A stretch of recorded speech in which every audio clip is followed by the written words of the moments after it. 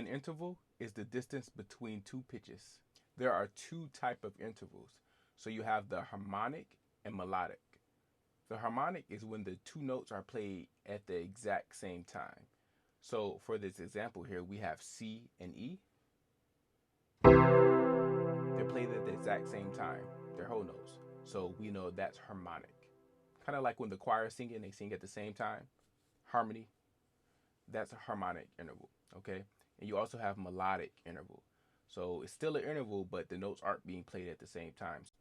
So if we take the other example with the melodic intervals, we have C and F. But they're quarter notes this time. They're not played at the same time. That's a melodic interval.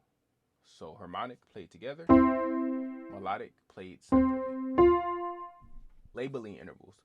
So we use one letter and one number to label intervals. It's important to have a label to it, especially when we get to the ear training portion of it. Okay, but the first letter lets you know the quality of it, whether it's perfect fourth or major, minor, diminished, augmented, whatever the chord quality is. That first letter will tell you, and then the number tells you the size of the interval, whether it's a second, third, fourth, fifth, sixth, whatever. Okay, that's going to tell you the distance between one note and the other note.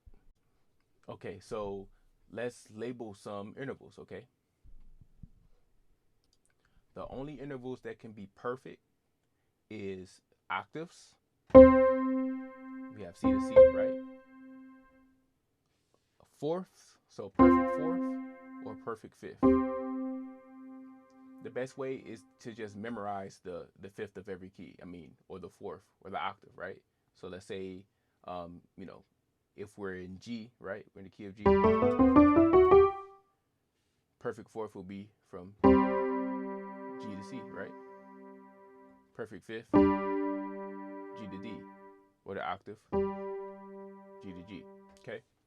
Now, when I say perfect, it's just referring to the quality or the pureness, quote unquote, of the sound.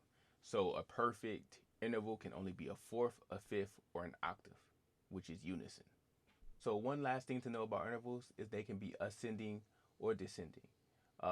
In harmonic, depending on that first note, and in harmonic is usually that bass note or the lowest note. So let's take the example here where we have ascending G to C, right?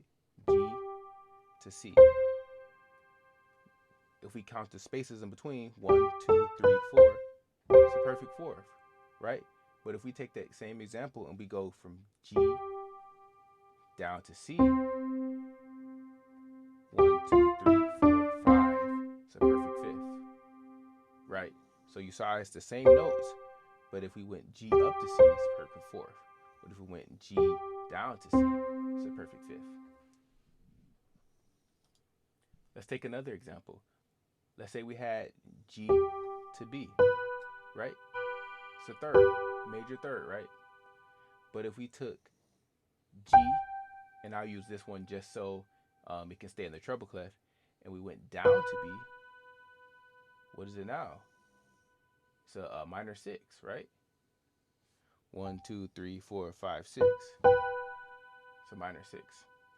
And if you're familiar with your keys, if you know your scales or what notes are in every key, that's a giveaway that that's a minor six because the six in B is G sharp, right? But we're playing this G. It's a minor six. So for this lesson, make sure you click that button below so you can get the lesson plan and read through it, but also download that worksheet so you can work through it and also play those intervals, okay?